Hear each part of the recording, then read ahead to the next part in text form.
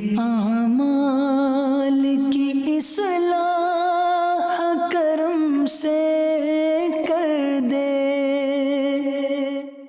الحمدللہ رب العالمین والصلاة والسلام على سید المرسلین، اما بعد فاعوذ باللہ من الشیطان الرجیم، بسم اللہ الرحمن الرحیم، الصلاة والسلام علیک یا رسول اللہ وعلى آلک واصحابک یا حبیب اللہ، الصلاة والسلام علیک یا نبی اللہ وعلى آلک واصحابک یا نور اللہ۔ درود پاک پڑھنے کے بے شمار فضائل و برکات ہیں، بہت ساری احادیث فضائل درود میں ملتی ہیں، اور درود پاک کے فضائل سنتے ہیں تو ایمان تازہ بھی ہو جاتا ہے۔ ایک ایسی خوبصورت فضیلت کہ شاید ہی کوئی ایسا مسلمان ہوگا جس کے دل میں یہ تمنا نہ ہو کہ نبی پاک علیہ الصلوۃ والسلام کا دیدار بھی نصیب ہو جائے اور اللہ کرے آقا سے ملاقات بھی نصیب ہو جائے۔ نبی پاک سے ملاقات، سبحان اللہ، صحابہ نے کی نا، کیسا دیدار تھا کہ جو ایمان کی حالت میں دیکھتا تھا تو صحابی کے درجے پر پہنچ جاتا تھا۔ صحابی کی تعریف کیا ہے؟ What is the definition of صحابی؟ کہ جس نے ایمان کی حالت میں نبی پاک کا دیدار کیا یا ان کی صحبت اٹھائی اور ایمان کی حالت میں اس کا انتقال ہو گیا۔ اچھا، یہ درجہ جب مل گیا کسی کو تو کیسا درجہ ملا کہ دنیا کا کوئی غوث، کوئی کتب، کوئی ابدال، کوئی ولی وہ کسی صحابی کے مرتبے تک نہیں پہنچ سکتا۔ اور آپ کو پتہ ہے ایسے بھی صحابہ گزرے ہیں جنہوں نے ایک بھی نماز نہیں پڑھی، جنہوں نے ایک بھی روزہ نہیں رکھا۔ جی ہاں، یہ کیسے ہوا؟ غزوات ہوتے تھے نا مسلمانوں کی، غیر مسلموں سے جب لڑائی ہوتی تھی تو کچھ لوگ آتے نبی پاک کے پاس۔ ایک واقعہ کتابوں میں بھی لکھا کہ ایک شخص آیا اور اس نے کہا کہ حضور اگر میں ایمان لے آؤں اور غزوے میں جا کر شرکت کروں، شہید ہو جاؤں تو میرے لیے کیا حکم ہے؟ آقا نے فرمایا تمہیں بھی جنت ملے گی۔ کلمہ پڑھا اور لڑنے چلے گئے اور شہید ہو گئے۔ کوئی نماز ہی نہیں پڑھی، کوئی سجدہ ہی نہیں کیا، لیکن چونکہ دیدار مصطفیٰ ہو چکا تھا، ایمان کی حالت میں جلوہ جانا دیکھ لیا تھا، تو کروڑوں نماز پڑھنے والے، سجدے کرنے والے، لاکھوں عبادتیں کرنے والے ایک طرف، اور جس نے جلوہ جانا دیکھ لیا اس کا مرتبہ ایک طرف۔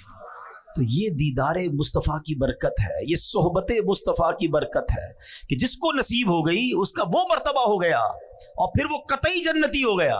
ہاں، جس کو گارنٹی کہتے ہیں نا، قرآن نے گارنٹی دے دی ان کے بارے میں۔ جبھی تو دعوت اسلامی والے کیا نعرہ لگاتے ہیں؟ ہر صحابی نبی، ہر صحابی، ہاں، چاہے وہ چند گھنٹے، چند منٹ پہلے مسلمان ہوئے ہوں، مگر چونکہ جلوہ جانا دیکھا، صحبت مصطفیٰ اٹھائی، تو وہ درجہ مل گیا کہ زمانے کا غوث بھی اس کا مرتبہ نہیں پا سکتا۔ تو اب سمجھو دیدار مصطفیٰ کی بات ہے۔ ایک عشق والی بات بھی کہہ دیتا ہوں۔ بہت پہلے مجھے ایک شخص نے ایک بات کہی تھی، وہ کہتے ہیں نا کچھ باتیں دل میں گھر کر جاتی ہیں۔ انہوں نے ایک بات کہی تھی کہ مدینہ شریف میں ملاقات ہوئی تھی، اور انہوں نے ایک جملہ کہا کہ پتہ ہے کدھر آئے ہو؟ مدینے جاتے ہیں لوگ، شاپنگ کر رہے ہوتے ہیں، ہنسی مذاق کر رہے ہوتے ہیں، گھوم پھر رہے ہوتے ہیں۔ اور انہوں نے فرمایا پتہ ہے کدھر آئے ہو؟ اگر 1450 سال پہلے آ جاتے تو صحابی بن جاتے۔ ایک جملہ کہا انہوں نے، لیکن سمجھ والوں کے لیے بہت بڑی بات ہے کہ یہی تو ہوتا تھا نا کہ آقا کے زمانے میں لوگ دور دور سے آتے تھے، ایمان لاتے تھے، دیدار کرتے تھے، صحابی بن جاتے تھے۔ ہم 1450 سال بعد والے لوگ ہیں، ہمیں صحبت مصطفیٰ میسر نہیں، مگر مدینہ تو ہے نا، اس کا مقام کیا ہے سمجھو۔ تو اب پھر آتا ہوں اپنی بات کی طرف کہ ملاقات مصطفیٰ، صحبت مصطفیٰ، جی ہاں، آپ کو بھی مل سکتی ہے، مجھے بھی مل سکتی ہے۔ وہ کیسے؟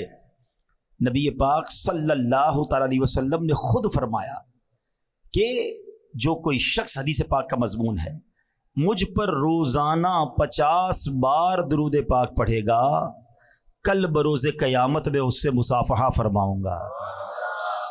ہائے ہائے، مصافحہ کس سے؟ سرور کائنات سے صلی اللہ تعالی وسلم۔ دیدار ہونا بڑی بات ہے، آقا فرما رہے میں مصافحہ کروں گا، اللہ اکبر۔ اور قیامت کے دن نبی پاک کا جسم اقدس جس سے ٹچ ہو جائے اس کا کام کیسا بن جائے گا؟ آؤ یہ پوچھو حضرت انس سے. حضرت انس رضی اللہ عنہ صحابی رسول ہیں. آپ کے گھر میں ایک دسترخوان تھا, ایک بڑا سا رومال تھا. جب بھی اس رومال کو دھونے کی ضرورت پیش آتی تھی نا, تو حضرت انس کیا کرتے تھے, اس رومال کو آگ میں ڈال دیتے اور تھوڑی دیر بعد باہر نکالتے, تو میل جل جاتا تھا, کپڑا صاف ہو جاتا تھا. ہم کیا کرتے ہیں, واشنگ مشین میں ڈالتے ہیں, وہ آگ میں ڈالتے تھے. کسی صحابی نے کہا حضور یہ کون سا طریقہ ہے میل صاف کرنے کا؟ آپ نے فرمایا بات یہ ہے کہ ایک بار سرکار دو عالم صلی اللہ تعالی علیہ وآلہ وسلم میرے گھر تشریف لائے تھے. میرے آقا نے اس کپڑے کو ہاتھ لگایا ہے, جب سے ہاتھ لگایا ہے دنیا کی آگ اثر ہی نہیں کرتی ہے. اب مجھے بتاؤ, جب کپڑے پر نبی پاک ہاتھ لگا لیں, دنیا کی آگ اثر نہ کریں, جس مسلمان سے ہاتھ ملا لیں اس کا کیا حال ہو جائے گا؟ پھر جہنم کی آگ نے کیا کرنا ہے؟ وہ نعت کا شعر ہے نا, آقا کا گدا ہو اے جہنم میں تو بھی سن لے, وہ کیسے جلے جو کہ غلام مدنی ہو, سے جلے جو کہ غلام مدنی ہو. اب درود پاک, اب سوچ لو کتنے پڑھنے ہیں درود. کنجوسی نہ کرو, درود پڑھنے پکڑ لو اس کو. بیمار ہو درود پڑھو, پریشان ہو درود پڑھو, روزی کا پرابلم ہے درود پڑھو, اولاد چاہیے درود پڑھو, ٹینشن ہے درود پڑھو, مدینے جانا ہے درود پڑھو, دیدار مصطفیٰ کرنا ہے تو درود پڑھو. ہاں ہر درد کی دوا ہے صلی علی محمد, تعویذ ہر بلا ہے صلی علی محمد. میں بھی نیت کروں اور آپ بھی نیت کریں, کثرت کے ساتھ درود پاک پڑھنے ہیں. آئیے مل کر محبت کے ساتھ بآواز بلند درود پاک پڑھ لیں. صلو علی الحبیب صلی اللہ تعالی علی محمد صلی اللہ علیہ وسلم. ایک بہت ہی خوبصورت حدیث پاک, اس میں ایک بڑا پیارا واقعہ, اور یہ بخاری شریف میں حدیث پاک موجود ہے, اور یہ حدیث کا میں آپ کو خلاصہ پیش کروں گا. امیزنگ اسٹوری ہے, کمال کا سبق آموز واقعہ ہے. چلے ایک چھوٹی سی بات اور کر لو, اشارہ کہہ کے نکل جاؤں گا.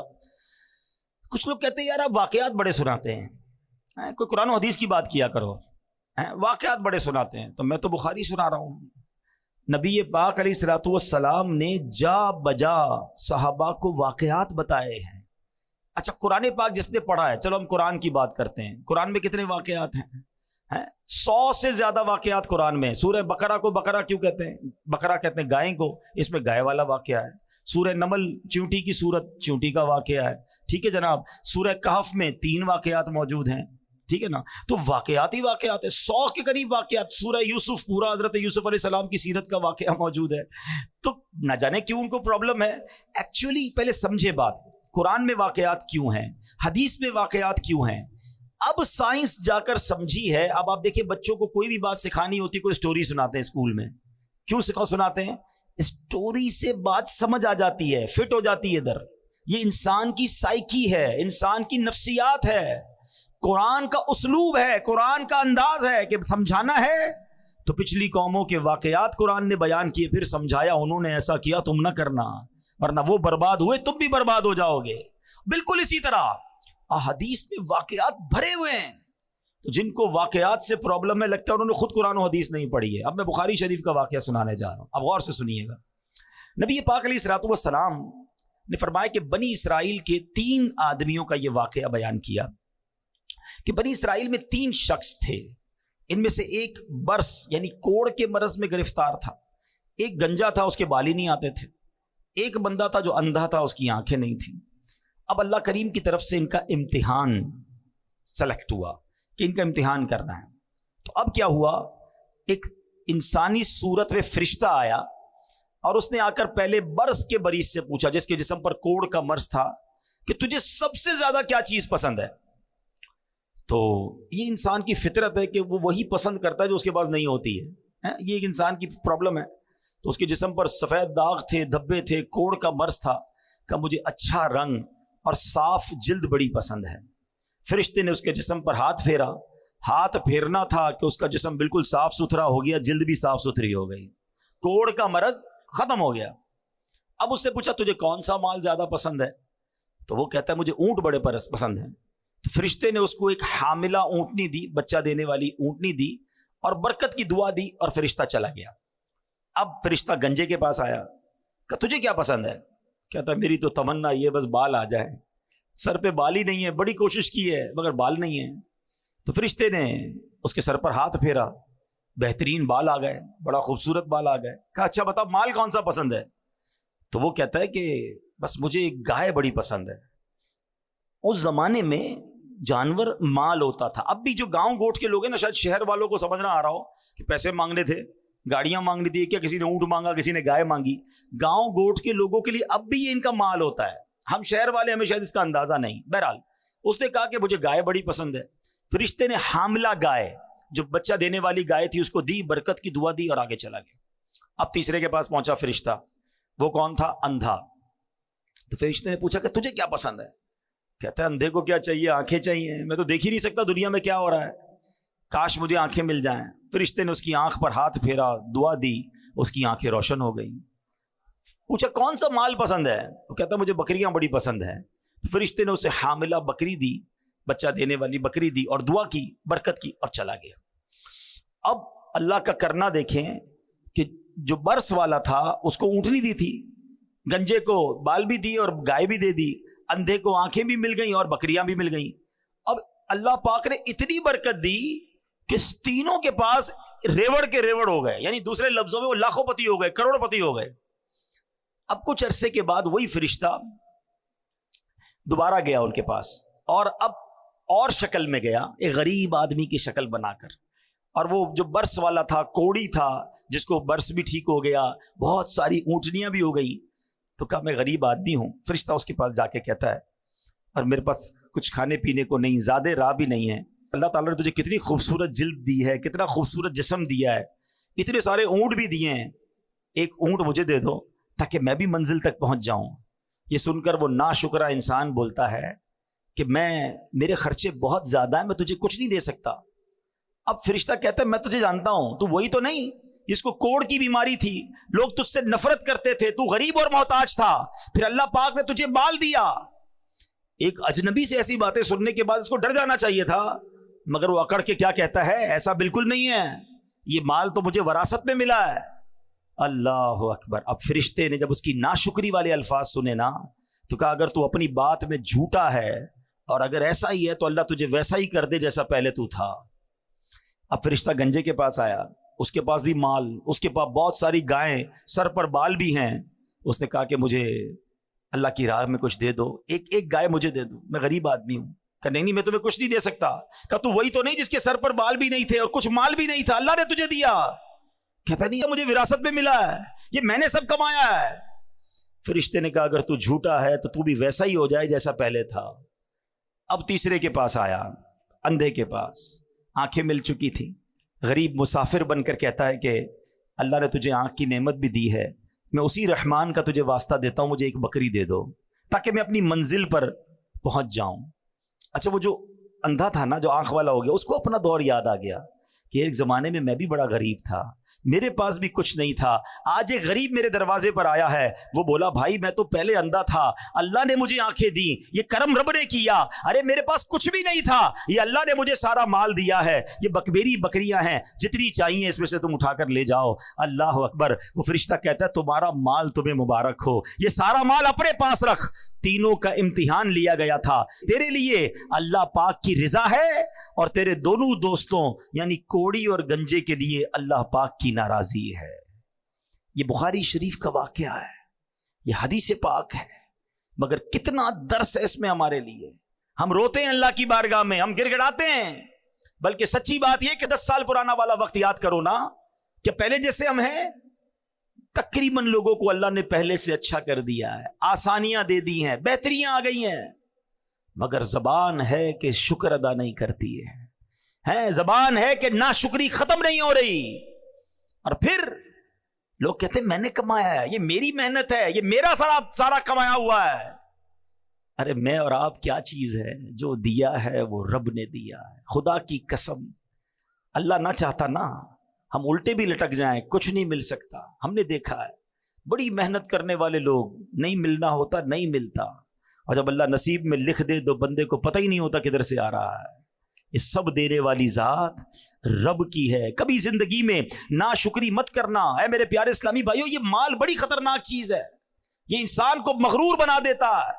مال کے سبب انسان غفلت کا شکار ہو جاتا ہے، مال کی وجہ سے بہت سارے گناہوں کا دروازہ کھل جاتا ہے، یہاں تک کہ مال بعض اوقات برے خاتمے کا سبب بھی بن جاتا ہے۔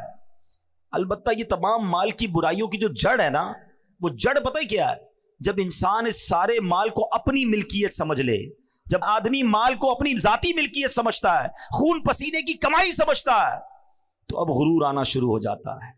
اللہ اکبر، خود پسندی آنا شروع ہو جاتی ہے، میں نے کیا ہے۔ نہیں جناب، اللہ کرے کہ اچھا ایسے لوگوں کو پتہ ہے پھر معاذ اللہ زکوٰۃ بھی ٹیکس لگتی ہے کہ زکوٰۃ اور صدقہ میں نے کمایا اور اللہ کی راہ میں دے دوں، جب میرا ہے میں نے کیا میں کیسے دے دوں؟ اور ایک وقت آتا ہے زکوٰۃ دینے کا بھی جی نہیں چاہتا ہے۔ اے میرے پیارے اسلامی بھائیوں، ہم میں سے کوئی بھی سونے کا چمچ لے کر منہ میں پیدا نہیں ہوا۔ ہم جب دنیا میں آئے تھے تو خالی ہاتھ تھے، ارے جسم پر لباس بھی نہیں تھا۔ رب نے ہمارے ماں باپ کے دلوں میں رحم ڈالا، انہوں نے لباس پہنایا، انہوں نے کھانا کھلایا، مگر عطا کس نے کیا؟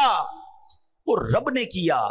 کاش ہمارا یہ ذہن بن جائے کہ جو کچھ میرے پاس ہے وہ میرا نہیں ہے، میرے رب نے دیا ہے، یہ اللہ کی عطا ہے، وہ جب چاہے واپس لے سکتا ہے۔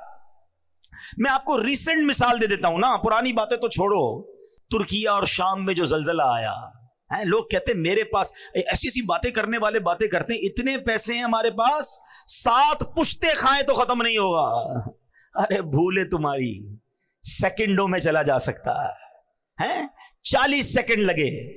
میں تو موجود تھا نا، میں 6 تاریخ کو زلزلہ آیا، میں 7 کو ترکیہ پہنچا، ہماری موجودگی میں بھی زلزلے آ رہے تھے، یعنی میں نے اپنی آنکھوں سے دیکھا۔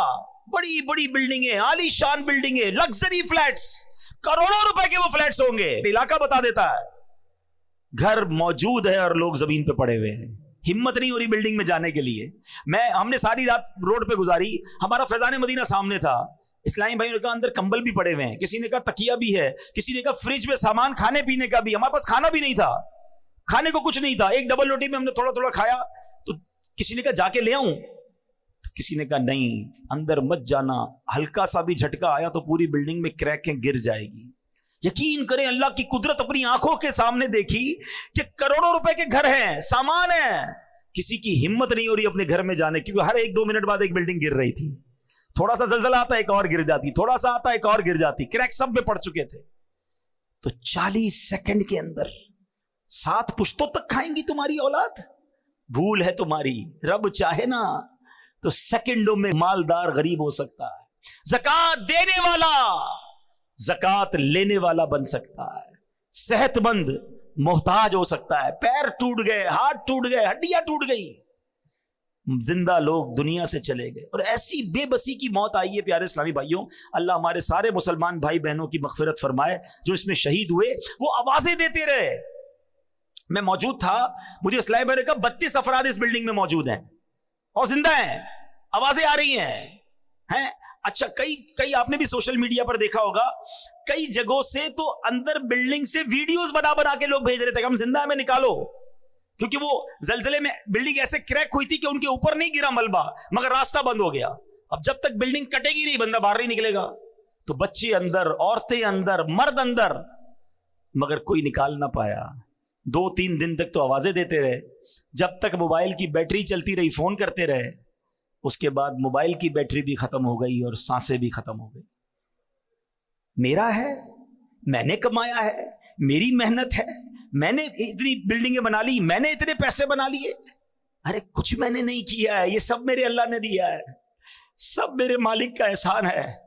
میں بھی بھیک مانگنے والا ہو سکتا تھا، میں بھی روڈ پر سونے والا ہو سکتا تھا، میں بھی جناب پھٹے پرانے کپڑے پہن کر بازاروں میں گھومنے والا ہو سکتا تھا، اگر آج سواری دی ہے تو رب نے دی ہے، آج گھر دیا ہے تو رب نے دیا ہے، آج اولاد دی ہے تو رب نے دی ہے۔ ارے ان بیچارے غریبوں کی تو شادیاں بھی نہیں ہوتی ہیں، آج میرے اور آپ کے پاس فیملی ہے نا، بیوی ہے، بچے ہیں، شکر ادا کرو، کیونکہ رب نے عزت دی تو شادی ہوئی نا۔ یہی نہ ہوتی تو کیسے کر رشتہ ہوتا. کئی غریب ہے بیچارے, روڈوں پہ سوتے ہیں, کھانے کو کچھ نہیں, کچرا اٹھاتے ہیں, کون شادی کرتا ہے ان سے, فیملی بھی نہیں بن پاتی ان کی. تو میں نے ایسا کیا کمال کیا کہ اللہ نے مجھے اتنا کچھ دے دیا, اور پھر بھی میں شکوہ کروں, پھر بھی میں شکایت کروں, پھر بھی میں کہوں کہ میرے پاس کچھ نہیں, میں پیچھے رہ گیا. کبھی شکوہ نہ کرنا اور کبھی اترانا نہیں. جو دیا ہے رب نے دیا ہے, میرا کچھ نہیں ہے, اللہ نے دیا. یہ ذہن بنا لو میرے پیارے اسلامی بھائیوں. اور پھر اگر مال کا حق ادا کرنا ہے نا, تو پھر اللہ کی راہ میں خرچ کرو. جب ہے ہی اللہ کا, جب ہم یہ مان لیں گے, یہ سمجھ لیں گے یہ رب کا ہے, اللہ نے دیا ہے, تو پھر خرچ کرنا بھاری نہیں ہو جائے گا. پیسے والے تو بڑے آئے, لوگ کہتے ہیں پیسے والا ہونا چاہیے. ارے پیسے والا قارون بھی تھا, اور پیسے والے عثمان غنی بھی تھے. اللہ قارونی مال نہ دے, عثمانی مال عطا فرما. اللہ سے دعا مانگا کرو, یا اللہ پیسے دے دے, نہیں یہ نہ کہا کرو, اے اللہ مال دے تو تیری راہ میں خرچ کرنے کا دل بھی عطا فرما, مال دے تو عثمانی مال عطا فرما. میں کئی بار سنتا رہتا تھا, پڑھا بھی تھا کہ حضرت عثمان غنی کے مال میں اللہ نے کتنی برکت دی. پتہ ہے کیا کرتے تھے وہ؟ ہر بار خرچ کر دیتے تھے اللہ کی راہ میں, دل کھول کر خرچ کرتے. اللہ نے برکت کیسی ڈالی. آپ دنیا سے چلے گئے, آپ کے باغ رہ گئے, آپ کے کنویں رہ گئے. حضرت عثمان کا باغ آج بھی مدینے میں موجود ہے, کنواں بھی موجود ہے, اور پراپرٹیز بھی ہیں. تو گورنمنٹ نے کیا کیا کہ ایک وقف عثمان بنا دیا. جتنے پیسے اس باغ سے, ان پراپرٹی سے آتے ہیں, اس سے وہ غریبوں کی مدد کرتے ہیں. ابھی بتایا کسی نے ریسنٹلی کہ مدینے شریف میں ایک ہوٹل ہے, 5 اسٹار یا 4 اسٹار ہوٹل ہے, اس کا نام ہی وقف عثمان ہوٹل ہے. حضرت عثمان کے اکاؤنٹ سے اتنے پیسے جمع ہو گئے کہ ایک ہوٹل بنا دیا گیا ہے, اور اس ہوٹل میں جتنے حاضرین رہیں گے, زائرین رہیں گے, وہ پیسے جمع ہوں گے, وہ بھی وقف عثمان پہ خرچ ہوتے رہیں گے. میں سوچنے لگا اللہ اکبر, حضرت عثمان غنی کا ثواب تو سوچو, وہ آج مزار میں ہیں, مگر 1450 سال ہو گئے صدقہ ان کا جاری ہے. مال بہت سو کے پاس آیا جناب. آج کل فہرست آتی ہے, world number 1, world number 2, world number 3. ارے کیا کرنا اس مال کو جو غرق کر دے انسان کو. مال ملے تو اللہ عثمان غنی کے مال کا صدقہ عطا فرمائے. قارون کے پاس کیا تھا, کتنا مال تھا آپ کو پتا ہے؟ یعنی خزانہ کتنا تھا؟ خزانہ نہیں, خزانے کی چابیاں جو قارون کی تھی نا, وہ اونٹوں پر لادی جاتی تھی, صرف چابیاں. تو سوچو خزانہ کتنا ہوگا. اسی مال کی آفت کیسی اس پر غالب ہوئی کہ حضرت موسیٰ علیہ الصلوۃ والسلام کی گستاخی کی, اللہ پاک کے احکام کی نافرمانی کی. قارون کا پرابلم پتہ ہے کیا تھا؟ اس کو اتنا مال تھا کہ حضرت موسیٰ نے اس کو زکوٰۃ کا جب حکم دیا نا, تو اس زمانے پتہ ہے زکوٰۃ کتنی تھی؟ 1000 پر 1 روپیہ. آج کتنی؟ 100 پر 2.5 روپے نا, اگر وہ پورا سال گزر جائے. پھر اس زمانے میں 1000 پر 1 روپیہ تھی, بہت تھوڑی زکوٰۃ تھی. مگر اس کی وہ 1000 پر 1 روپیہ کو جب اس نے کیلکولیٹ کیا نا, تو وہ اس زمانے کے اربوں روپے بن گئے. وہ کہتا ہے اتنے سارے زکوٰۃ میں کیسے دے دوں, میرا مال کم ہو جائے گا. اللہ اکبر. اللہ سے ایک اور دعا کیا کرو, میں تو کرتا ہوں, سمجھ آئے تو آمین کہہ دینا, کہ اللہ وہ مال مت دینا جس کی زکوٰۃ بھاری پڑ جائے, مال وہ دینا جس کی زکوٰۃ دل سے دینے کا شوق پیدا ہو جائے. کیا کرنا ہے ایسے مال کو کہ مال اتنا ہو گیا, اوئے ہوئے ہوئے اب کروڑوں روپے زکوٰۃ دینی پڑے گی. ارے تجھے اللہ نے اربوں دیے ہیں, تب کروڑوں بن رہے نا. اللہ مال دے تو خرچ کرنے کا لطف بھی عطا فرمائے. خوش نصیب پتہ ہے کون ہے؟ ہاں, یہ بات شاید بہت سو کو سمجھ نہیں آئے گی. 2-4 ہزار زکوٰۃ بنے, 1-2 لاکھ زکوٰۃ بنے, وہ نکل جاتی ہے. جب زکوٰۃ کروڑوں میں بن جائے نا, پھر یہاں بوجھ شروع ہو جاتا ہے. اللہ اس بوجھ سے بچائے. مزہ خوش نصیب پتہ ہے کون ہے؟ کہ جب بھی وہ اللہ کی راہ میں خرچ کرے نا, اس کے دل میں خوشی داخل ہو, وہ مزہ کرے, انجوائے کرے, وہ سمجھ لے اچھا آدمی ہے, مزہ آ رہا ہے نا. تمہیں اللہ کی راہ میں خرچ کر کے فکر نہیں ہو رہی, ٹینشن نہیں ہو رہی, بوجھ فیل نہیں ہو رہا, سمجھ لو دل میں معاملہ ٹھیک ہے. لیکن جیسے ہی میں کسی غریب کی مدد کرتا ہوں, مسجد میں دیتا ہوں, اللہ کی راہ میں خرچ کرتا ہوں, اور ادھر تکلیف شروع ہو جاتی ہے نا, سمجھ لو دیر از سم تھنگ رانگ, گڑبڑ ہے. اللہ کا مال اللہ کی راہ میں دے رہا ہوں, تکلیف کیوں ہو رہی ہے؟ مجھے ایک بات بتاؤ, آپ کے پاس کوئی بندہ کہے یار یہ میرے 1 لاکھ روپے رکھنا, میں بعد میں لے لوں گا, اور تھوڑے دنوں بعد آپ کو فون کرے میں بندہ بھیج رہا ہوں, اس کو 5000 دے دینا, تکلیف ہوگی آپ کو؟ کیوں نہیں ہوگی بھائی؟ اسی کے ہیں, لاکھ روپے رکھوائے ہوئے ہیں, 5000 مانگ رہا ہے, تو تکلیف کس بات کی ہے؟ ہمارے پاس اللہ نے, مثال دے رہا ہوں, مثال کے طور پر لاکھ روپے رکھوائے, اور 1 سال بعد 2500 روپے کا حکم آتا ہے کہ 2.5% زکوٰۃ دے دو. تکلیف کس بات کی ہے؟ تکلیف پتہ کس بات کی؟ یہ میرے ہیں. اگر جس دن تم نے مان لیا نا اللہ کے ہیں, تو کوئی تکلیف نہیں ہوگی. اللہ تیری راہ میں دے رہا ہوں. اچھا مزے کی بات کیا ہے, اللہ کی راہ میں دیتے ہو, اللہ اور بڑھا دیتا ہے. اللہ نے وعدہ فرمایا اور بڑھا دوں گا. اچھا پھر فطرہ اس کو دینے کو پرابلم ہو رہی ہوتی ہے لوگوں کو, قربانی اس میں پرابلم ہو رہی ہے. اللہ کا ہی مال ہے بھائی, اور اللہ ملٹی پلائی بھی کر رہا ہے. میں گارنٹی دیتا ہوں, مجھ سے نہ پوچھیں, کسی سے بھی پوچھ لیں, جو حلال کماتا ہے اور پوری زکات دیتا ہے, ہر سال اللہ اس کی زکات میں اضافہ فرما دیتا ہے. زکات میں اضافے کا مطلب کیا ہوا؟ مال بھی بڑھ گیا نا, مال بڑا تو زکات بڑھی نا. اس کا مطلب یہ طے ہے کہ اللہ کی راہ میں خرچ کرنے سے مال کم نہیں ہوتا. یہ بس دل کا فطور ہے کہ دیتے وقت پتہ نہیں کیوں پرابلم ہوتی ہے. جس کو تکلیف ہوتی ہے نا وہ اپنے دل کا علاج کر لے کہ یار یہ میرے دل میں اتنی خباثت ہے کہ میرے رب نے مجھے مال دیا اور اسی کی راہ میں خرچ کرنے پہ مجھے پرابلم کیوں ہوتی ہے. خوش ہوا کرو. سچی بات یہ ہے, میں نے کئی سال پہلے ایک جملہ کہا تھا, دوبارہ کہہ دیتا ہوں, اللہ کرے میرے بھی دل میں بیٹھ جائے, آپ کے بھی دل میں بیٹھ جائے, کہ جب بھی اللہ کی راہ میں خرچ کیا کرو نا, سجدہ کیا کرو, شکر ادا کیا کرو, یا اللہ تیری مہربانی, تو نے دینے والا بنایا, مانگنے والا نہیں بنایا. ہاں یہ رب کی مہربانی ہے. اور جس دن تم دینے والے خوشی والے بن گئے نا, اللہ یہ ہاتھ دینے والا ہی رکھے گا, کبھی مانگنے والا نہیں بنائے گا, کیونکہ تمہیں دینے میں خوشی ہو رہی ہے. پرابلم جن کو ہوتی ہے نا, جن کو زکات بوجھ فیل ہوتی ہے, وہ اپنا علاج کرے. تو قارون کا یہی پرابلم تھا. اس کا نتیجہ کیا نکلا؟ قرآن کہتا ہے فَخَسَفْنَا بِهِ وَبِدَارِهِ الْأَرْضِ فَمَا كَانَ لَهُ مِنْ فِئَةٍ يَنْصُرُونَهُ مِنْ دُونِ اللَّهِ وَمَا كَانَ مِنَ الْمُنْتَصِرِينَ. قرآن کہتا ہے تو ہم نے اسے اور اس کے گھر کو زمین میں دھسا دیا, تو اس کے پاس کوئی جماعت نہ تھی جو اللہ کے مقابلے میں اس کی مدد کرتی, اور نہ وہ خود اپنی مدد کر سکا. اب ذرا غور کیجئے. اچھا اس کے اندر ایک اور پرابلم پتہ ہے کیا تھی؟ قرآن ہی بتاتا ہے, قال انما اوتیتہ علی علم عندی. قارون کہتا تھا کہ یہ تو مجھے ایک علم کی بنا پر ملا ہے جو میرے پاس ہے. وہی والی بات, میں نے کمایا ہے, میں نے محنت کی ہے, میں نے جناب بڑا کمپیوٹر کا کورس کیا جب جا کے پیسے بنے, میں نے فلاں یونیورسٹی کی ڈگری لی ہے نا تب جا کے 2 لاکھ روپے کی نوکری ملی ہے. ارے میں نے کتنے سال کاریگر کے ساتھ بیٹھ کر کام سیکھا ہے تب جا کے میرا یہ کارخانہ بنا ہے. یہی ہم کہتے ہیں نا, یہ والا علم تھا, یہ والی سوچ تھی. قارون نے بھی یہی کہا, میرے پاس ایک علم ہے, اس علم کی وجہ سے مجھے یہ خزانہ ملا. اللہ اکبر. یہی بری سوچ تھی, یہی اس کی باطل سوچ تھی کہ قارون غضب الہی کا شکار ہوا اور برے خاتمے میں مبتلا ہو گیا. کچھ نہیں ہے میرے پاس, جو دیا ہے رب نے دیا ہے. فقط اللہ کی مہربانی سے تمہیں ترقی مل رہی ہے. ہمیشہ میرے پیارے اسلامی بھائیوں یہ ذہن رکھیے گا. ارے سبحان اللہ, علامہ ابو الحسن شاذلی فرماتے ہیں کسی شے کے متعلق ملکیت کا دعویٰ کرنے اور دل میں اس کی ملکیت کا خیال لانے سے بچو, کیونکہ جو بندہ ملکیت کا دعویٰ کرتا ہے وہ کامل مومن نہیں ہوتا.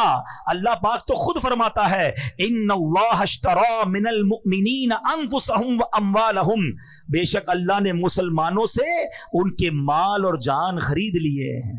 ہم تو بک چکے ہیں بھائی, جنت کا سودا ہوا ہے نا, اللہ کے حبیب نے سودا کروایا ہے. ہم نے اپنے مال اور اپنا جان اللہ کی بارگاہ میں بیچ دیا ہے.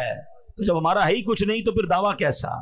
اللہ کرے کہ ہمارا یہ ذہن بن جائے. اچھا ایک اور خوبصورت بات, ابھی جو میں مثال دے رہا تھا کہ کوئی بندہ لاکھ روپے ہمارے پاس رکھوائے اور 5,000 روپے مانگے تو ہمیں کیا کہے گا؟ آپ کی مہربانی, آپ نے 5,000 دے دیے.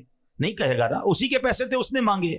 مگر اللہ کی شان دیکھو, مال دیا رب نے, احسان کیا رب نے, اور اب جب ہم اللہ کی راہ میں خرچ کرتے ہیں تو اللہ قرآن میں کیا فرماتا ہے؟ سبحان اللہ, میرے رب کی شان کریمی دیکھو. اللہ قرآن میں فرماتا ہے من ذا الذی یقرض اللہ قرضا حسنا. ہے کوئی جو اللہ کو قرض حسن دے؟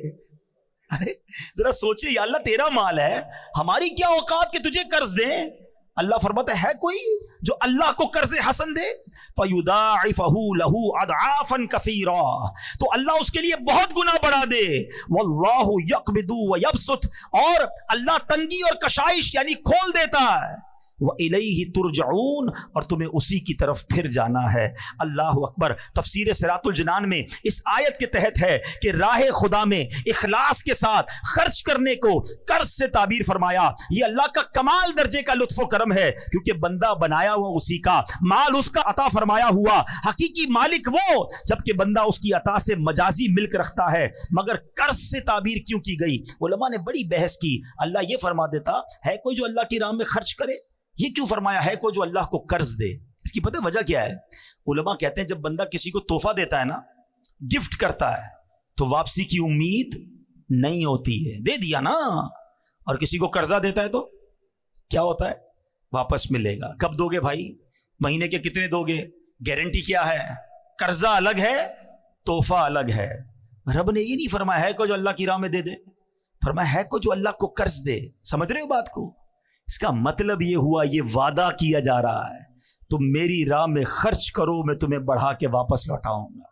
ملنا ہی ملنا ہے، واپس آنا ہے. کاش یہ بات، یہ فارمولا سمجھ آ جائے. بلکہ سچی بات بتاؤں، اگر کوئی غریب بیٹھا ہے نا میرا بھائی، روزگار کا پرابلم ہے، قرضے میں ڈوب گیا ہے، کوئی پرابلم آ گئی ہے، یہ مت سمجھو کہ میں اللہ کی راہ میں کیسے خرچ کروں گا.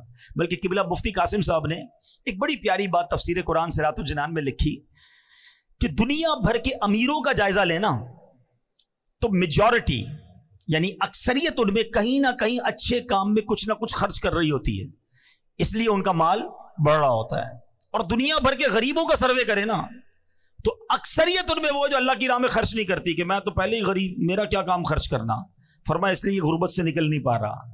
اگر غریب بھی اپنی حیثیت کے مطابق خرچ کرنا شروع کر دینا، اللہ نے وعدہ کیا ہے کہ یہ قرضہ ہے، اللہ کے حبیب نے وعدہ فرمایا کہ کم نہیں ہوگا، تمہارا مال تمہیں پھر لوٹایا جائے گا، بڑھا کے لوٹایا جائے گا، ملٹی پلائی کر کے لوٹایا جائے گا. چاہے 1 روپے سے شروع کرو، چاہے 5 روپے سے شروع کرو، کسی غریب کی مدد، کسی دینی کام میں خرچ کرتے رہا کرو. وہ کیسے لوٹاتا ہے اب ذرا سنتے جانا. میں مختصراً 1-2 حدیثیں اور 1-2 واقعات سناتا ہوں. صحابی رسول حضرت ابو ہریرہ رضی اللہ تعالیٰ عنہ سے روایت ہے. اللہ اکبر، یہ بھی بخاری شریف کی حدیث ہے. اللہ پاک کے آخری نبی رسول ہاشمی صلی اللہ تعالیٰ علیہ وسلم نے فرمایا، ایسا کوئی دن نہیں جس میں بندے سویرا کریں اور 2 فرشتے نہ اتریں جن میں سے ایک کہتا ہے الہی سخی کو زیادہ اچھا عوض دے، اور دوسرا کہتا ہے الہی کنجوس کو برباد کر دے. یعنی آپ ذرا سوچیں، فرشتہ روز بددعا کیسے دے رہا ہے؟ کنجوس کو بربادی دے، کہ جو نہیں خرچ کرتا اللہ کی راہ میں، جو کنجوسی کرتا ہے. اور جو سخی ہے اس کے لیے کون دعا کر رہا ہے؟ فرشتہ دعا کر رہا ہے. آج میں اور آپ کسی عالم دین، کسی بزرگ، کسی پیر صاحب کو ڈھونڈتے ہیں نا، حضرت ذرا دعا کر دے، خاص مسئلہ ہے، دعا کر دیں. ارے تم اللہ کی راہ میں خرچ کرنا شروع کرو، صبح سویرے فرشتے دعا کریں گے تمہارے لیے، اور فرشتوں کی دعائیں حاصل ہو سکتی ہیں. اللہ کرے یہ بات سمجھ آ جائے. اللہ اکبر. نبی پاک کی ایک اور حدیث ہے، ہر شخص بروز قیامت اپنے صدقے کے سائے میں ہوگا یہاں تک کہ لوگوں کے درمیان فیصلہ فرما دیا جائے. حضرت یزید بن ابو حبیب رحمۃ اللہ تعالی علیہ سے مروی ہے کہ حضرت مرثد بن ابو عبداللہ رحمۃ اللہ تعالی علیہ اہل مصر میں وہ پہلے شخص تھے جو شام کے وقت مسجد میں جایا کرتے. راوی فرماتے میں جب بھی آپ کو مسجد میں جاتے دیکھتا، آپ کے ہاتھ میں کچھ نہ کچھ صدقے کے لیے روٹی ہوتی، پیسے ہوتے، کچھ نہ کچھ ضرور ہوتا تھا. ایک مرتبہ میں نے دیکھا کہ ہاتھ میں پیاز لیے آ رہے ہیں. ہاتھ میں کیا ہے؟ پیاز ہے. تو میں نے کہا حضور یہ تو آپ کے کپڑوں کو بدبودار کر دے گی، آپ پیاز لے کر کیوں آئے ہیں؟ تو آپ نے کہا اے ابو حبیب کے بیٹے، میرے پاس صدقے کے لیے کچھ نہیں تھا. مجھے ایک صحابی نے حدیث بیان کی کہ اللہ پاک کے آخری نبی علیہ الصلوۃ والسلام نے فرمایا مومن کا دیا ہوا صدقہ بروز قیامت اس پر سایہ ہوگا.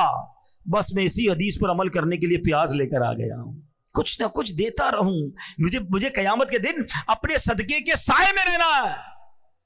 اپنی یہ عادت بناؤ میرے پیارے اسلامی بھائیوں، روزانہ ہے. الحمدللہ آپ کو پتہ ہے دعوت اسلامی والے بڑا پیارا سا ایک مدنی صدقہ باکس دیتے ہیں، وہ گھر میں رکھ لو. روز گھر سے نکلتے ہوئے 1 روپیہ کچھ نہ کچھ خود ڈالیں، اپنے بچوں سے ڈلوائیں.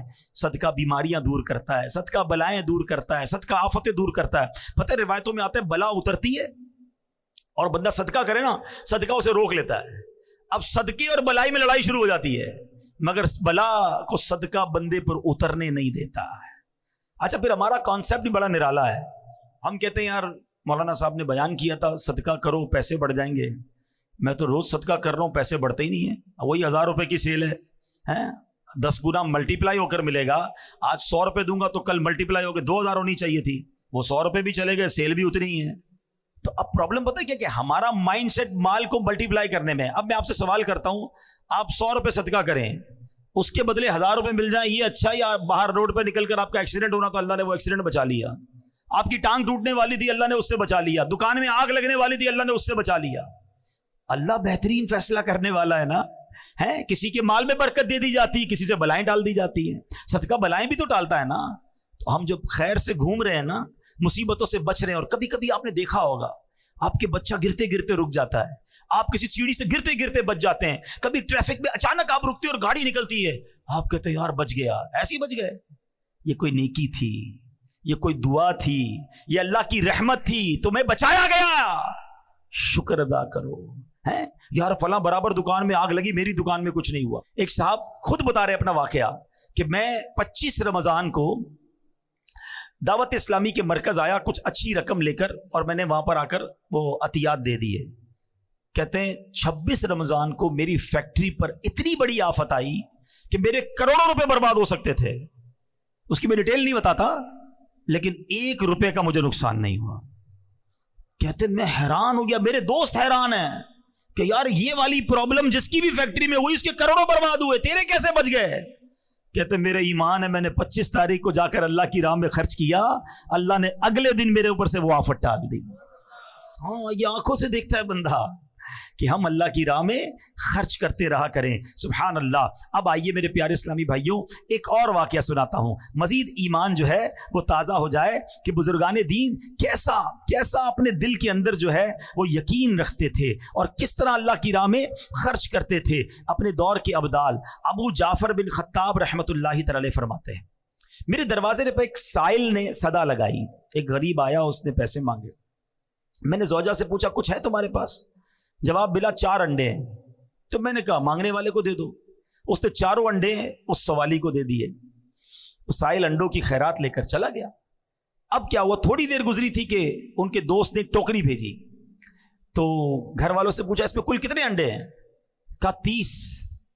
کہ تم نے تو فقیر کو 4 انڈے دیے تھے, یہ 30 کس حساب سے آئے؟ یقین دیکھیں کہ 1 کے 10 کا وعدہ ہے, ہم نے دیے 4 ہیں اللہ کی راہ میں, 30 کیسے آئے؟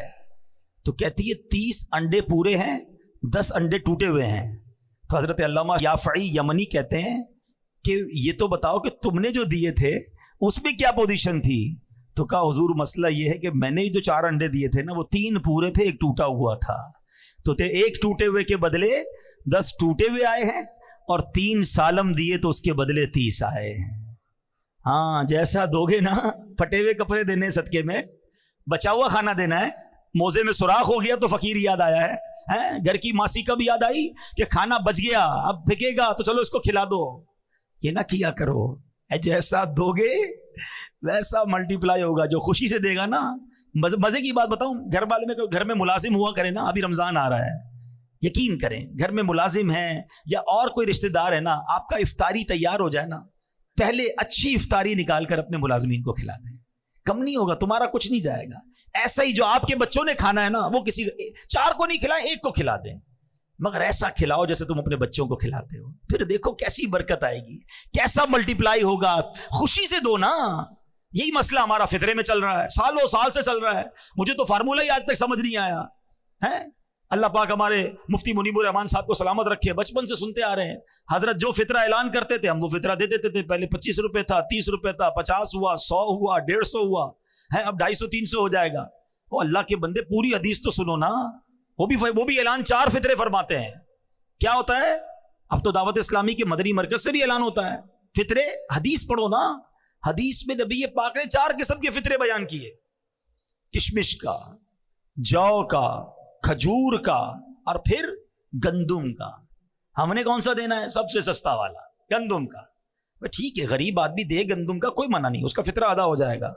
مگر جس کو روز افطار میں اجوا کھجور چاہیے, سموسے بھی چاہیے, اس کو شربت بھی چاہیے, VIP کھانا چاہیے, اور فطرہ دیتے وقت سب سے سستا والا, اپنے دل سے پوچھو نا, یہ میں ٹھیک کر رہا ہوں کیا؟ کبھی ایسا ہوتا ہے کہ ہم عید کا جوڑا لینے جائیں اور دکاندار سے کہیں یار سب سے سستا والا کپڑا دکھاؤ؟ میں دوبارہ عرض کر رہا ہوں, غریب آدمی کی بات نہیں کر رہا, جس کو اللہ نے نوازا ہے, کپڑے بہترین والے لینے, جوتے بہترین والے لینے ہیں, بچوں کے کپڑے اچھے لینے ہیں. فطرہ کون سا؟ لوئسٹ کیٹیگری والا. یہ ناشکری ہے. اللہ کی بارگاہ میں دیتے وقت تمہیں کم والی چیز کیوں یاد آتی ہے؟ اس بار تو مزہ ہے نا کہ یا اللہ پوری رمضان تو نے مجھے بہترین کھجور سے افطار کرایا, اب میں فطرہ بھی کھجور والا دوں گا. تو نے مجھے کروڑوں سے اچھا رکھا. اچھا میرے اور آپ کے پیسے اللہ کو تھوڑی جا رہے ہیں, اللہ کو ضرورت بھی نہیں ہے, یہ یاد رکھنا. ہاں, ادھر دل دیکھا جاتا ہے کہ یہ بندہ مجھ سے محبت کرتا ہے یا مال سے محبت کرتا ہے. جب میری باری آتی ہے تو سب سے گھٹیا مال یاد آتا ہے. ہمارا مائنڈ سیٹ تو اتنا عجیب ہے پیارے اسلامی بھائیوں. مثال کے طور پہ ابھی جمعے کی نماز میں امام صاحب اعلان کریں کہ ذرا اللہ کی راہ میں خرچ کرو. آپ کو جناب آج سخاوت کا جو ہے نا دریا جوش مار رہا ہے, چلو یار آج 100 روپے دے دیتے ہیں. آپ نے اپنا پرس نکالا, 100 روپے کے 2 نوٹ ہیں اس کے اندر, ایک کڑک والا ایک پرانا والا. سچ بتاؤ کون سا مسجد کے ڈبے میں ڈالتے ہو؟ پرانا والا. کیوں مطلب وجہ بتاؤ نا. کڑک والا 110 روپے کا نہیں ہے, وہ بھی 100 روپے کا ہے. نیا میرے پاس رہ جائے, یہ پرانا والا اللہ کی راہ میں چلا جائے. اس سے چیک کر لو, اپنا پیرامیٹر چیک کر لو کہ جب بھی اللہ کی بارگاہ میں دینے کی باری آتی ہے نا, مجھے پرانی گھٹیا پھینکنے والی چیز کیوں یاد آتی ہے؟ کھانا بچ گیا تو اللہ کے نام پہ یاد آئے گا, ارے بھائی اچھا کھانا بھی کھلا دو نا. کپڑے پرانے ہو گئے تب کوئی فقیر یاد آئے گا. اللہ کی راہ میں خوشی سے دو. 4 پارے کی پہلی آیت ہے, لن تنالوا البر حتى تنفقوا مما تحبون.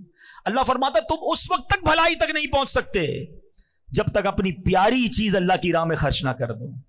اچھا جب صحابہ نے یہ آیت سنی نا, کوئی آتا کہتا حضور یہ باغ ہے نا, میری ساری پراپرٹی میں یہ باغ مجھے بڑا پسند ہے, یہ اللہ کی راہ میں دیتا ہوں. حضور میرے سارے مال میں یہ گھوڑا مجھے بڑا پسند ہے, میں یہ اللہ کی راہ میں دیتا ہوں. جو بیسٹ پسند تھا نا وہ دیا کرتے. ہمیں جو پسند نہیں ہے وہ اللہ کی راہ میں بانٹنا ہے. کتنا فرق ہے. کیسے ہوگا مجھے بتاؤ نا, مسئلہ حل کیسے ہوگا؟ خوشی کے ساتھ بیسٹ اللہ کی راہ میں دو اور دل سے دو. اچھا بعض اوقات پتہ ہے کچھ لوگ کیا کہتے ہیں, یار جو مجھے پسند ہے نا وہ ایک ہی ہے, میرے پاس وہ چیز ایک ہی ہے, وہ دے دوں گا تو چلی جائے گی. تمہارے پاس ایک ہے نا, میرے اللہ کے پاس ایک تھوڑی ہے. تم دو, اللہ تمہیں اس سے اچھی عطا فرما دے گا نا. تو صحابہ کرام تو ایسے تھے کہ بہترین چیز خرچ کرتے تھے. ہم کیا کرتے ہیں؟ بلکہ ہمارا تو ایسا عجیب مائنڈ سیٹ ہے, کسی کے 4 بچے ہو نا, ایک بچہ بڑا ہوشیار, سبق پورا یاد کرتا ہے, اس کو ڈاکٹر بنائیں گے. دوسرا بچہ گھر کے کھلونے بھی خود ٹھیک کر لیتا ہے, بڑا دماغ ٹیکنیکل ہے, اس کو انجینئر بنائیں گے. تیسرا بچہ حساب کتاب میں بڑا تیز ہے, اس کو اکاؤنٹنٹ بنائیں گے. چوتھا بچہ بہت شرارتی, کچھ بھی یاد نہیں کرتا, بلکہ زبان بھی اس کی توتلی ہے, صحیح بات بھی سمجھتا نہیں ہے, اس کو مدرسے میں ڈال دیتے ہیں. یار آپ سوچو یار یہ کیا ہو رہا ہے. یعنی ہمارے گھر میں جو بچہ ہمارے کام کا نہیں وہ اللہ کی راہ میں دینا ہے. یہ بہت بڑی عجیب بات ہے. سچ بتاؤں, گھر کا بہترین بچہ عالم دین بناؤ. ہاں ایسا بچہ جو ذہین ہونا, یار اس کو مفتی بناؤں گا, یہ پوری دنیا میں جا کے دین کا ڈنکا بجائے گا. ہم کہتے ہیں ہمارے علماء آؤٹ ڈیٹڈ ہیں, ہمارے علماء اس طرح بات نہیں کرتے جس طرح لوگوں کو بات کرنی چاہیے. اور علماء بنانے کے لیے بچے کون سے دے رہے ہو؟ دو نا اپنے خاندان کا بہترین بچہ کہ جو عالم بن کر پوری دنیا میں دین کا ڈنکا بجائے, تب مزہ آئے گا نا. آپ را مٹیریل کون سا دیتے ہو مدرسے میں؟ تو یہ عجب ذہن بن گیا ہے. تو میرے پیارے اسلامی بھائیوں, جب رب کی بارگاہ میں دینے کی باری آئے نا, خوش دلی کے ساتھ, مزے کے ساتھ, بہترین دو. وہ دل دیکھتا ہے کہ یہ میرا بندہ مجھ سے پیار کرتا ہے یا مال سے پیار کرتا ہے. انڈے دیے تھے نا, جو پورے انڈے تھے اس کے بدلے پورے آئے, جو ٹوٹے تھے اس کے بدلے ٹوٹے انڈے آئے. آئیے میرے پیارے اسلامی بھائیوں, اب بیان ختم کرنے سے پہلے ایک اور پرابلم بھی ہے جو مال دیتے وقت, صدقہ دیتے وقت ہم گڑبڑ کر جاتے ہیں. اللہ کے پیارے حبیب صلی اللہ تعالی علیہ وسلم نے خود اس کے بارے میں ہماری رہنمائی فرمائی ہے. یہ حدیث پاک سن لیں کہ ایک مرتبہ ایک شخص بارگاہ رسالت میں حاضر ہوا, عرض کی کہ حضور قیامت کے دن کون سی چیز نجات دلائے گی؟ اللہ کے حبیب علیہ الصلوۃ والسلام نے فرمایا اللہ پاک کے ساتھ بد دیانتی نہ کرنا. تو اس نے کہا حضور اللہ پاک کے ساتھ بندہ کیسے بد دیانتی کر سکتا ہے؟ اللہ یعنی ہماری عام سی زبان میں اللہ سے بے ایمانی کیسے ہو سکتی ہے؟ اللہ سے بد دیانتی کیسے ہو سکتی ہے؟ تو پیارے آقا علیہ الصلوۃ والسلام نے فرمایا کہ تم اللہ پاک اور اس کے رسول کی فرما برداری والا کام غیر اللہ کو راضی کرنے کے لیے کرو, یہ ہے بد دیانتی. بس ریاکاری سے بچتے رہو کیونکہ ریاکاری شرک اصغر ہے, اور قیامت کے دن ریاکار کو 4 ناموں سے پکارا جائے گا. اے بدکار, اے دھوکے باز, اے کافر, اے نقصان اٹھانے والے, تیرا عمل خراب ہوا, تیرا اجر برباد ہوا, آج تیرے لیے کوئی حصہ نہیں. اے دھوکہ دینے کی کوشش کرنے والے, اپنا ثواب اس کے پاس تلاش کر جس کے لیے عمل کیا کرتا تھا. یہ بڑا مسئلہ ہے. اول تو نیکی ہوتی نہیں, نیکی ہو جائے تو چھپتی نہیں, بے چینی شروع ہو جاتی ہے. پتہ تو چلے نا ماں بدولت نے اتنے پیسے دیے ہیں, ذرا امام صاحب نام لے کے اعلان کریں نا. وہ پہلے زمانے میں کیا ہوتا تھا کہ بھائی وہ اخبار میں تصویر کھنچواتے تھے, بڑا مشکل ہوتا تھا, بڑے بڑے لوگوں کی آتی تھی. اب تو ہر بندے کے اپنا اخبار ہے. پہلے کہتے نیکی کر دریا میں ڈال, اب نیکی کر سوشل میڈیا پہ ڈال. ہر چیز ویڈیو بنانی ہے، ہر چیز کی تصویر بنانی، ہر چیز لوگوں کو بتانی کہ اتنا صدقہ دیا، اتنا خیرات دیا۔ وہ ابھی رمضان آئے گا، پہلے بھی ہوا تھا کہ راشن کا 1 بورا ہوتا تھا، وہ غریب کو 1 بورا 5 بندے مل کے دے رہے ہیں، سب سیلفی بنا رہے ہیں، دیکھو اس غریب کی ہم نے مدد کی ہے۔ اس کے دل پر کیا گزرتی ہوگی؟ نہ کرو ایسا، احسان نہیں جتانا ہے۔ میں نے شروع میں بتایا میرا اور آپ کا جب ہے ہی کچھ نہیں تو احسان کس بات کا جتانا؟ تو یہ ریاکاری جو ہے نا، یہ بڑا خطرناک وار ہے شیطان کا۔ اور صرف یہ صدقہ خیرات میں ہی، نماز والے کو بھی ریاکاری آتی ہے۔ میں تہجد پڑھتا ہوں، میں تو 5 ٹائم نماز با جماعت پڑھتا ہوں، کیوں بتانا ہے بھائی لوگوں کو؟ تہجد تو اکیلے میں پڑھی جاتی ہے، آپ دنیا کو بتا رہے ہیں، ٹھیک ہے نا؟ ایسی ہر روزے دار رجب شعبان رمضان کے میں روزے رکھتا ہوں۔ کس نے پوچھا آپ سے؟ بھائی روزہ تو ہے ہی ایسی عبادت جب تک بتائے نہ پتہ نہیں چلتی، مگر ہمیں پیٹ میں درد شروع ہو جاتا ہے، میں نے روزہ رکھا ہے، سامنے والے کو کیوں نہیں پتا؟ چیک کرو اپنا دل۔ حدیث پاک میں نبی پاک نے جملہ چھوٹا نہیں فرمایا، اللہ سے بددیانتی ہے یہ، اللہ کے ساتھ بےایمانی ہو گئی نا۔ عبادت اللہ کی کر رہے ہیں، دکھا دوسروں کو رہے ہیں، اور دوسروں کو دکھانے کے لیے کر رہے ہیں، تو یہ نہ کریں، کہیں ایسا نہ ہو سارا سفر بیکار ہو جائے۔ تو اللہ کی راہ میں اس بار خرچ کریں، دل کھول کر کریں، پورا رمضان عبادت کریں، مگر ریاکاری سے بچیں۔ اچھا، اب آخری بات، ریاکاری والی بات ہو یا اس طرح کی کوئی بھی بات ہو نا، اتنا مردود ہے شیطان کہ جب ایسی بات کرتے ہیں نا ہمیں کوئی اور بندہ یاد آتا ہے۔ ہاں یار، یہ حضرت صحیح کہہ رہے، وہ فلاں آدمی نا جب بھی چندہ دیتا ہے اعلان کرواتا ہے، بہت بڑا ریاکار ہے۔ بھائی کسی اور کے لیے میں نہیں کہہ رہا، اپنے آپ کو چیک کرو، وہ کس نیت سے کر رہا ہے وہ جانے، اس کا رب جانے۔ بعض صورتوں میں اعلان کرنے کی اجازت ہے۔ اب مثال کے طور پر میں یہاں اعلان کروں کہ بھائی میں 500 روپے دے رہا ہوں، آپ سب بھی دیں، تو میری نیت کیا ہے کہ مجھے دیکھ کر ہو سکتا ہے کچھ اور بھی دے دیں، تو مجھے ثواب ملے گا۔ انما الاعمال بالنیات۔ ہم اپنے دل سے پوچھ لیں میں کیوں اعلان کر رہا ہوں، سامنے والے کا دل چیک مت کرنا۔ تو ریاکاری سے بچیں، دکھلاوے سے بچیں، اور جب بھی کسی کی مدد کریں نا احسان نہ جتائیں، یہ بہت بڑا مسئلہ ہے۔ قرآن کہتا ہے یا ایھا الذین آمنوا لا تبطلوا صدقاتکم بالمن والاذی، اے ایمان والو اپنے صدقے باطل نہ کرو احسان جتا کر، تکلیف پہنچا کر۔ ہاں بھائی یاد ہے نا، نوکری کرنے آیا تھا میرے پاس، 2 پٹی کے چپل پہن کر آیا تھا، آج موٹر سائیکل والا ہو گیا، میرا احسان یاد ہے؟ بھول تو نہیں گیا؟ میں نے قرضہ دیا تھا، ٹھیلا لگاتا تھا، دکان والا ہو گیا۔ تیری بہن کی شادی کے وقت تو میرے پاس آیا تھا، میں نے تیرے کو قرضہ دیا تھا۔ توبہ توبہ توبہ، جو یہ کرتا ہے وہ سوچے وہ کتنی تکلیف پہنچاتا ہے اس غریب آدمی کو۔ ارے میرے پاس تھا کیا، اللہ کی مہربانی تھی تو میں نے اس کی مدد کی ہے، میں بھی تو کسی کے دروازے پر مدد لینے جا سکتا تھا۔ کبھی زندگی میں احسان مت جتانا، احسان جتانے سے اس کو تکلیف پہنچتی ہے، تمہارا صدقہ بھی ضائع ہو گیا۔ میں نے عمرہ کروایا تھا، میں نے اس کو حج کروایا، میں نے کچھ نہیں کیا یار، اللہ نے دیا تو سب ہوا ہے۔ ہمارے بزرگ کیسے مدد کرتے تھے، کبھی کبھی ایسے بھی کیا کرو کہ جس کی مدد کی نا اس کو پتہ بھی نہ چلے کہ مدد کس نے کی ہے۔ ہاں اس کو پتہ بھی نہ چلے، خفیہ طور پہ اس کے پاس مدد پہنچ جایا کرتی تھی۔ ہم تو جناب بولتے بھائی پیسے میں نے دیے، روز نماز کے بعد دعا کرنا میرے لیے، اس کی ڈیوٹی لگا دیتے ہیں۔ ارے وہ دعا کرے نہ کرے کیوں جتا رہے ہو، اللہ تو دیکھ رہا ہے نا، اللہ نے قبول کر لیا، تمہارے وارے نیارے ہو جائیں گے۔ دعائیں لینے والے بنو، ہائے لینے والے نہ بنو۔ تو اے میرے پیارے اسلامی بھائیوں، سارا مال کس کا ہے؟ اللہ کا ہے۔ جو دیا وہ کس نے دیا؟ رب نے دیا، میرا کچھ بھی نہیں ہے۔ پہلے تو یہ ذہن بناؤ، اور پھر اللہ نے دیا ہے نا تو خرچ کریں، اپنے غریب رشتہ داروں کو دیں، دیگر مسلمان بھائیوں کی مدد کریں۔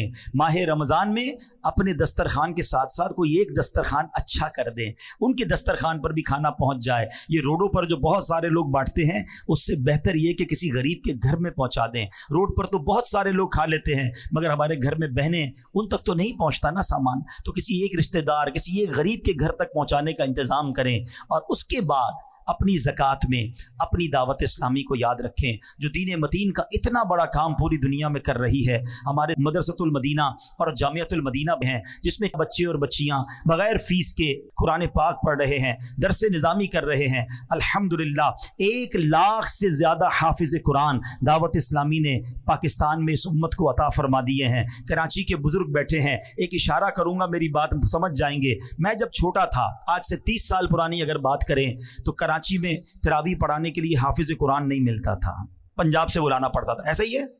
اور آج مجھے بتاؤ کراچی میں کون سی گلی ہے جہاں تراویح نہیں ہو رہی ہے، کون سی بلڈنگ ہے جہاں تراویح نہیں؟ ایک بلڈنگ میں 3 تراویحاں ہو رہی، کیسے ہو رہی ہیں بھائی؟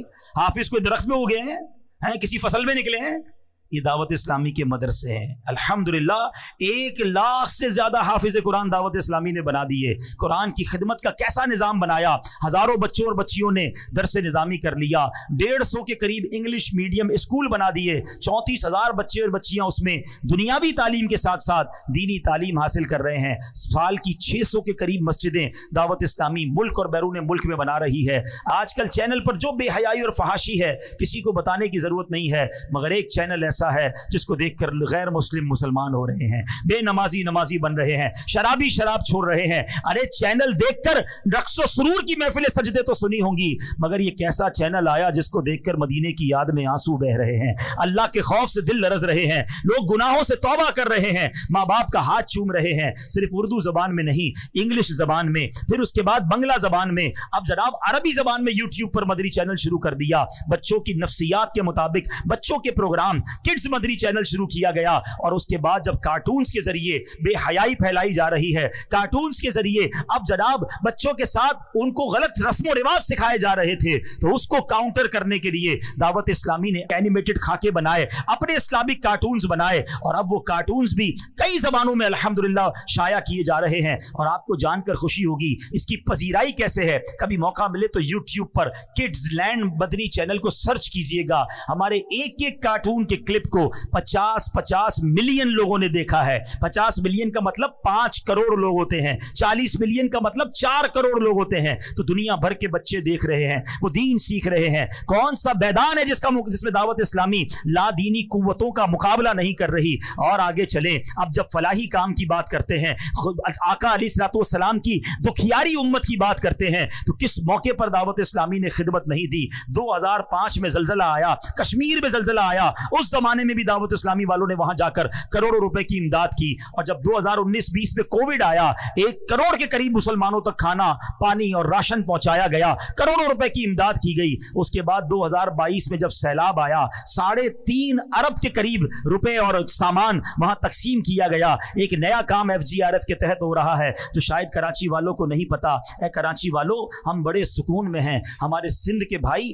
اب تک ڈوبے ہوئے ہیں. لوگ سمجھتے سیلاب ختم ہو گیا, اب بھی لاکھوں لوگوں کے گھروں میں پانی موجود ہے, ابھی بھی لاکھوں ایکڑ زمین پر پانی موجود ہے. ہماری ٹیم جب وہاں گئی اور جا کر دیکھا کہ 6 مہینے ہو گئے, اب تک پانی نہیں نکلا ہے. جتنا سوکھنا تھا سوکھ گیا, جتنا نکلنا تھا نکل گیا, اب نہیں نکل رہا. اور نہیں نکلے گا تو ان کے گھر کیسے آباد ہوں گے. ہاسپٹلز میں پانی, مسجدوں میں پانی, قبرستان میں پانی. اب فیصلہ کیا گیا کہ ہم پمپ لگاتے ہیں اور ان کا پانی باہر نکالتے ہیں. آپ کو یاد ہوگا ایک بار کراچی میں بارش ہوئی تھی تو یہ پورا خارا در کا ایریا پانی سے بھر گیا تھا, اور پانی 1 ہفتہ رہا تھا تو اس پانی میں بدبو اور گندگی کا عالم کیا تھا. ادھر بھی دعوت اسلامی والوں نے پمپ لگائے تھے, مگر ادھر 6 مہینے ہو گئے ہیں, وہ پانی نہیں نکلا ہے.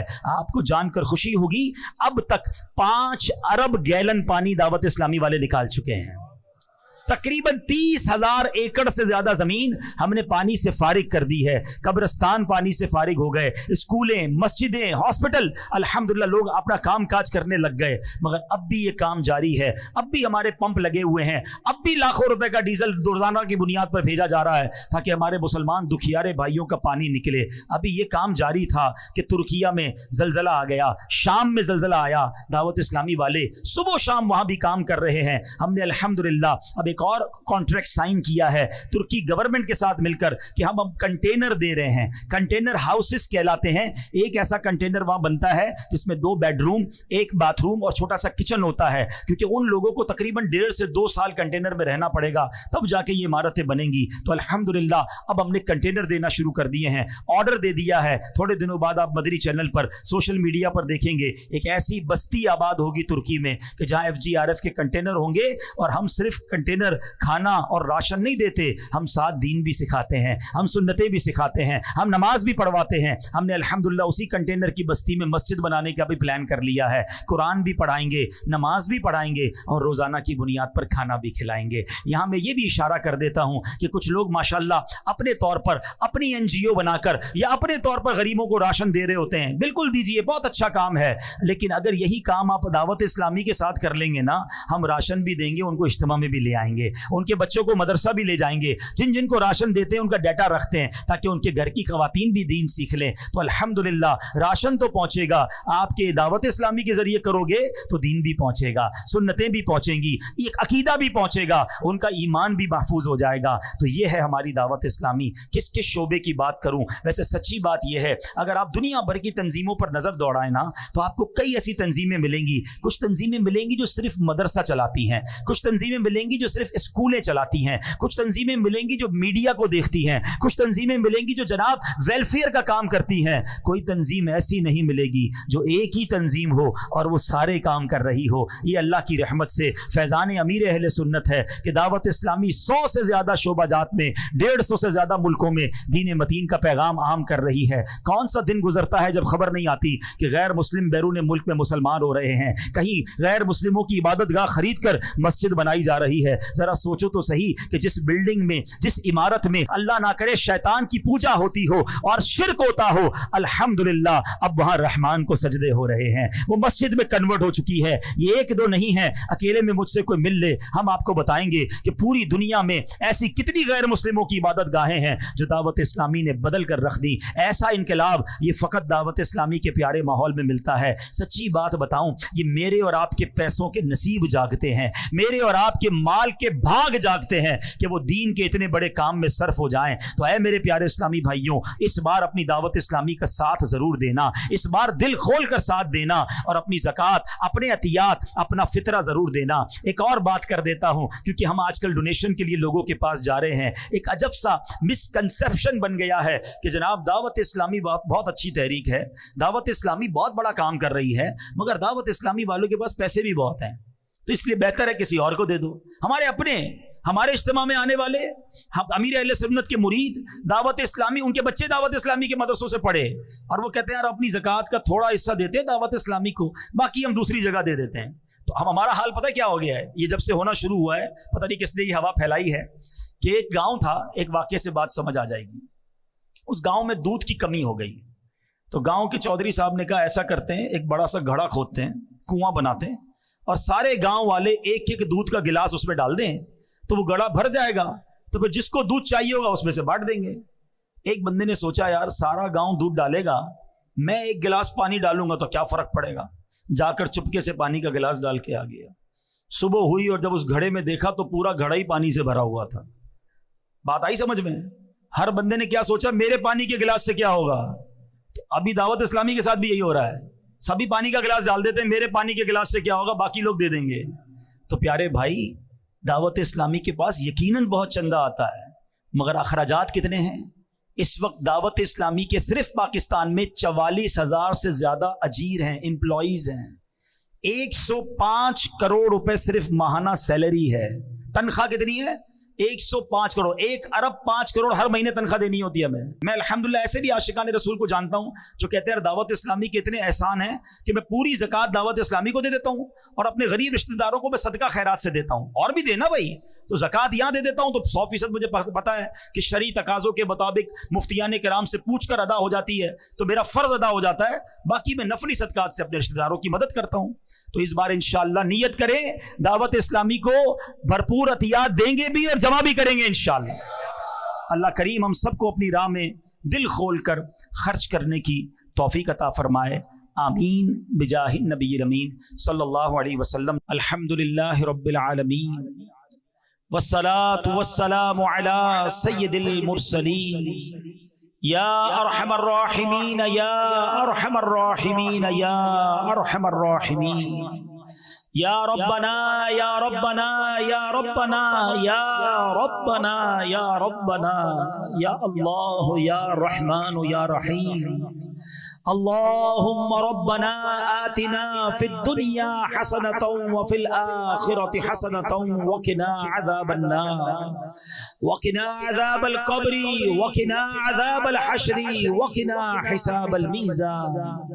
اللهم أعني على ذكرك وشكرك وحسن عبادتك يا مقلب القلوب ثبت قلوبنا على دينك يا مصرف القلوب صرف قلوبنا على طاعتك اللهم ارزقنا ایمانا كاملا ويقينا صادقا وقلبا خاشعا وبدنا عابدا ورزقا حلالا طيبا واسعا يا الله وتوبة قبل الموت وراحة عند الموت والعفو عند الحساب والنجاة من النار والفوز بالجنة بغير حساب يا عزيز يا غفار يا رب العالمين اللهم إنا نسألك الأمن يوم الخوف ربنا حاسبني حسابا يسيرا إنك على كل شيء قدير إنك لا تخلف الميعاد اللهم ارزقنا حجا مبرورا وسعيا مشكورا وذنبا مغفورا وتجارة لن تبور يا عالم ما في الصدور أخرجنا يا الله من الظلمات إلى النور اے ڈوبتوں کو بچانے والے، اے بے کسوں کی دستگیری کرنے والے، اے گناہگاروں کی مغفرت فرمانے والے مولا، تیرے گناہگار سیاہ کار سیاہ شعار بندے تیرے دربار میں ہاتھ اٹھائے حاضر ہیں، جھولی پھیلائے ہاتھ پھیلائے تیرے گھر میں جمع ہو گئے۔ انت الغنی ونحن فقراء یا اللہ، انت الغنی ونحن فقراء یا اللہ۔ اے رب کریم ہماری خالی جھولیوں میں مغفرت کی خیرات ڈال دے، ہمیں اپنی رضا کی خیرات سے نواز دے۔ اے اللہ ہمارے صغیرہ گناہ بھی معاف کر دے، ہمارے کبیرہ گناہ بھی معاف فرما دے، ہمارے چھپ کر کیے ہوئے گناہ بھی معاف کر دے، ہمارے اعلانیہ گناہ بھی معاف کر دے۔ اللہم انک عفو کریم تحب العفو فاعف عنا یا کریم فاعف عنا یا غفور۔ استغفر اللہ ربی من کل ذنب واتوب الیہ، استغفر اللہ العظیم من کل ذنب عظیم۔